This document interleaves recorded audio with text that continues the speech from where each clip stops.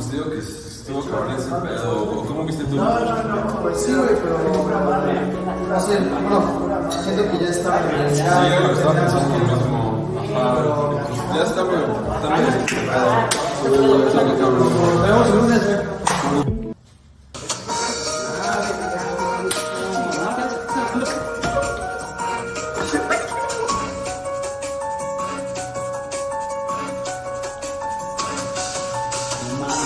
Mataste, güey.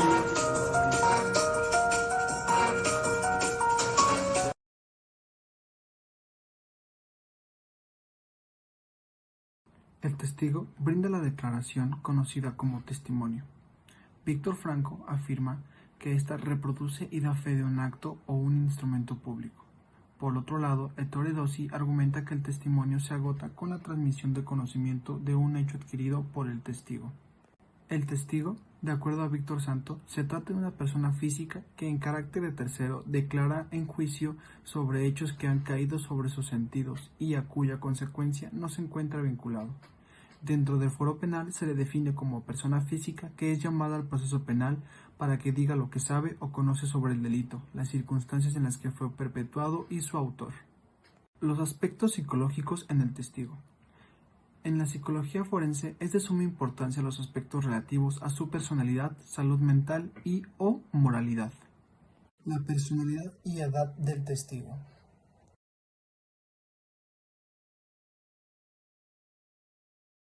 Personalidad y sexo. Autores han señalado que se pueden encontrar diferencias en el testimonio de un varón y una mujer. William Stern opinaba que un varón era más confiable que una mujer, mientras que a ésta se consideraba más exacta en los detalles. Sin embargo, estas ideas no resultan criterios válidos. La personalidad y grado de instrucción del testigo. La declaración se realiza sobre hechos percibidos que fueron aprendidos y retenidos en función a su madurez biológica y personalidad, o según una óptica masculina o femenina. Se necesita valorar el testimonio que depone un analfabeto, ya que puede tener un grado menor de percepción del hecho. Por otro lado, alguien con un nivel mayor de comprensión o escolaridad pueda comunicar con mayor claridad los acontecimientos.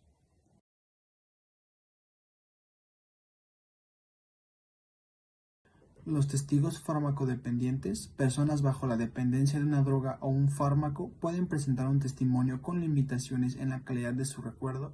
Testigo alcohólico, la dependencia alcohólica altera las funciones némicas. Al respecto, Charles Morris dice que el alcohol entorpece la capacidad de codificar nueva información. Testigos neuróticos, en ellos no existe un deterioro o distorsión notable del juicio, sino trastornos emocionales.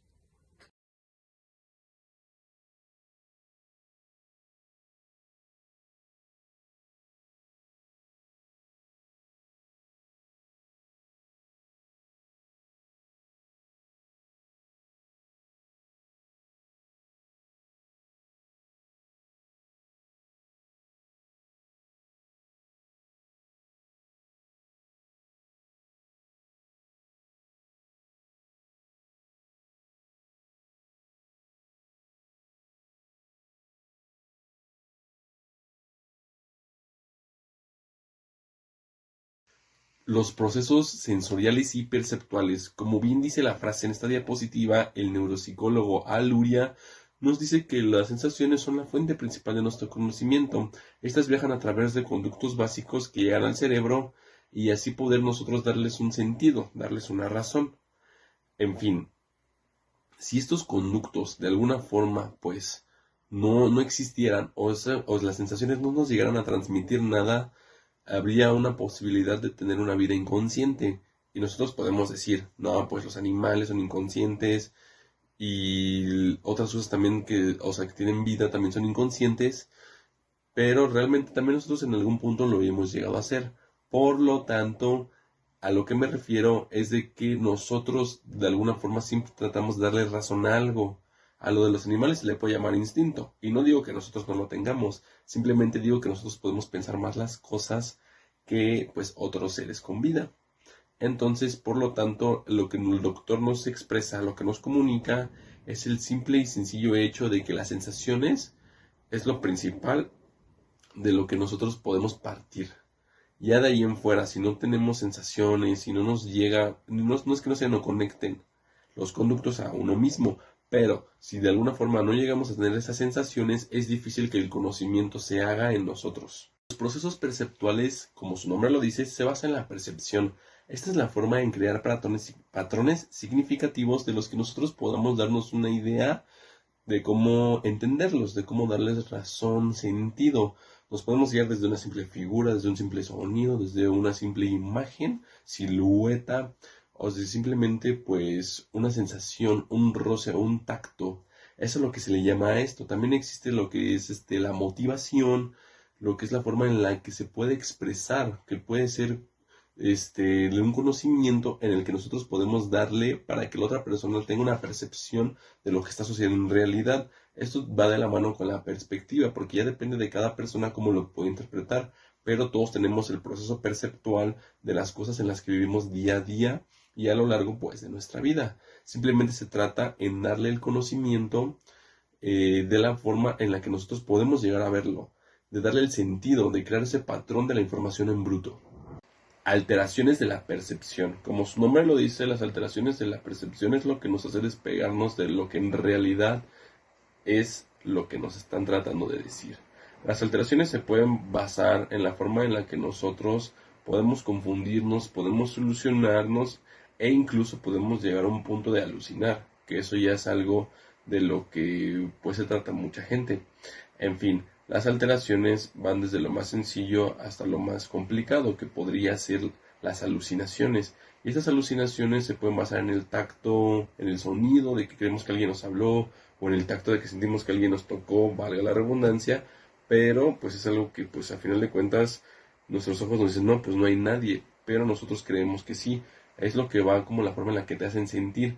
Las confusiones también son válidas. ¿Por qué? Porque nosotros podemos interpretar algo a nuestra manera, pero pues saber que la otra persona de la que nos está diciendo pues no es lo correcto, o lo que está pasando ahí te confunde. El simple acto de lo que está pasando en la realidad no puede ser algo que proceses tan fácil y que te genere confusión. Debido a eso es muy común que las alucinaciones estén presentes. Entonces, como ven en la diapositiva, hay varios ejemplos de lo que puede llegar a ser esto.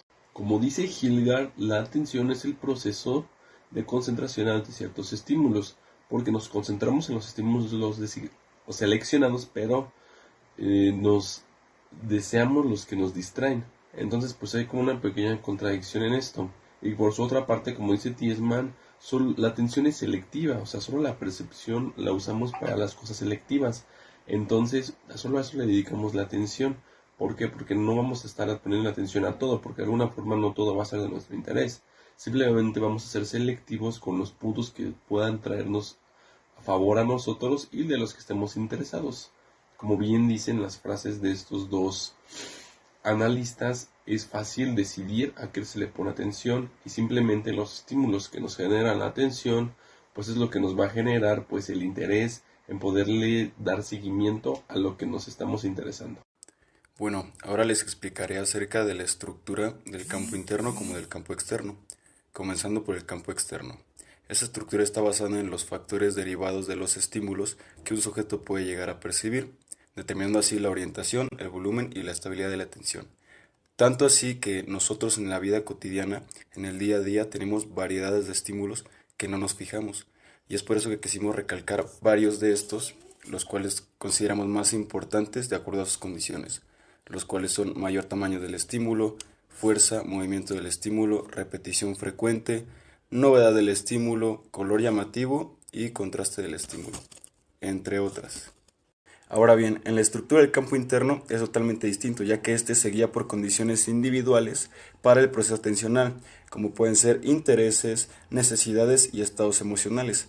También nos ayuda Treisman, el cual define la atención como el aspecto selectivo de la percepción, con un ejemplo muy básico, el cual es un testigo que va a declarar un suceso y no prestó ni la atención mínima, no va a recabar todos los datos fundamentales que se requieren en el juzgado. Igualmente, sin dejar de recalcar todas las distorsiones que tenemos de la memoria. La memoria. La memoria es de los principales sistemas cognitivos humanos, entonces es muy importante recalcar y no olvidar que ha tenido una evolución grandísima a partir de los primeros 50 años del siglo XX que se empezó a estudiar, por lo cual se ha modificado o se ha evolucionado en tres criterios, el cual es el sujeto, las relaciones asociativas y el estímulo. En la cuestión del sujeto es un procesador activo de información, el cual elabora en la base de datos y conocimientos que ya posee, por lo cual se convierte en un receptor. Las relaciones asociativas. Las relaciones asociativas entre los datos que adquiere no pueden ser solo de tipo estímulo-respuesta, ya que no se genera ningún contenido, por lo cual no se quita el sentido de asociación, sino que se le da el contenido. Y por último, el estímulo, el cual nos da a entender que el sujeto, para lograr percibirlo, tiene que pasar primero la información o el contenido por diversas estructuras de almacenamiento para llegar al objetivo de elaboración y valoración de la información. Y por último, la memoria sensorial, donde interviene el proceso de almacenamiento de información sensorial. Esto es muy fácil de entender, ya que en esta se captan bastantes datos que se desvanecen para que una nueva información visual la sustituya. ¿Qué quieres dar a entender con eso? Bueno, un ejemplo muy fácil. Tomando clases virtuales, yo puedo tener la pantalla y toda mi atención en eso, pero mi computadora es de color rojo, tengo una lámpara de color blanco, mis gogles son verdes, el olor que está cocinando mi mamá, todo eso va a sustituir la información que yo quiero captar.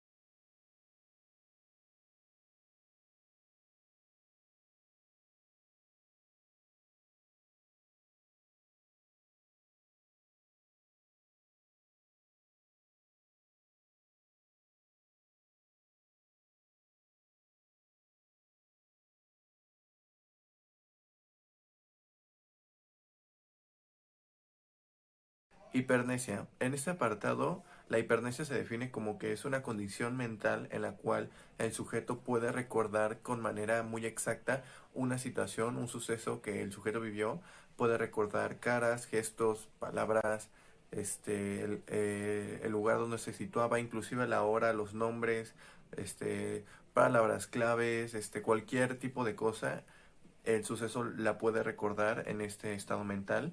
Y este estado mental sucede mucho en personas que son paranoicas, tienen alguna manía o son simplemente deficientes mentales. Vocación y distorsión de la información. En este apartado se puede entender que es la distorsión de la información que el sujeto puede retener de alguna situación, y pasa en personas comunes que pueden recordar una situación pero en un lapso de tiempo diferente o con pequeñas cosas que puede recordar el sujeto. Puede haber un lapso de tiempo en el que el sujeto puede recordar una situación y pasar un rato a que pueda recordar lo que siguió después. Esto sucede comúnmente en personas con MSP, que son personas con memoria a corto plazo, que pueden sufrir de estos acontecimientos inclusive ya de una manera más exagerada, pero sucede también en personas comunes y corrientes que pueden sufrir de esta situación. La vocación. En esta situación el sujeto, de la memoria que tiene de los sucesos que han pasado en su vida, evoca un recuerdo en el cual puede recordar la situación, el contexto, lo que el sujeto desee recordar de aquella situación que está evocando, que está pensando recordar por cualquier motivo, ya sea recordar algún nombre, algún número de teléfono, alguna situación, algún problema. En este apartado se puede explicar sencillamente que el sujeto evoca o gusta recordar alguna situación por algún tipo de motivo, simplemente es eso. El siguiente tema del que le vamos a hablar será de la distorsión de la memoria y el testimonio. Aquí tenemos que, mediante los procesos perceptuales, podemos almacenar determinada información dependiendo del nivel de atención que se le preste al hecho, pues si no haces un proceso de repetición, el hecho será olvidado y no entrará a la memoria a largo plazo. Aquí tenemos la opinión de Miguel Herrera y Charles Morris.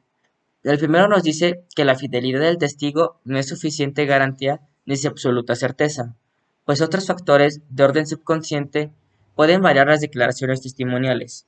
Y por último, Charles Morris opinaba que no se debía confiar por completo en los testigos oculares, pues las personas imponen una estructura particular a los eventos que recepciona y cada ocasión que se requiera su vocación pueden incurrir ciertas modificaciones.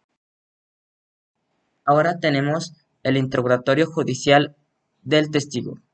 Aquí la evocación de datos relativos a un hecho puede afectarse por la forma de interrogatorio judicial. Aquí tenemos que Mira y Degis nos decían que la forma de las preguntas y el cómo se formulan y el modo en que se lleva a cabo el interrogatorio constituye un bloque aparte de investigaciones sobre el efecto del lenguaje en el proceso legal. El siguiente tema es el interrogatorio del testigo en el foro penal. Aquí vamos a tomar de ejemplo el artículo 145 del Código de Procedimientos Penales de 1940 del Perú, donde se establece que el juez tiene permitido invitar al testigo a expresar los hechos que considere pertinentes, procurando realizar preguntas oportunas y precisas para hacer la declaración más completa. Algunos aspectos que debemos tomar en cuenta para mejorar la eficacia de este procedimiento son: emplear términos sencillos y entendibles, evitar las preguntas ambiguas que confundan al testigo, no presentar una amenaza para el testigo al momento de realizar las preguntas y no exigir precisiones.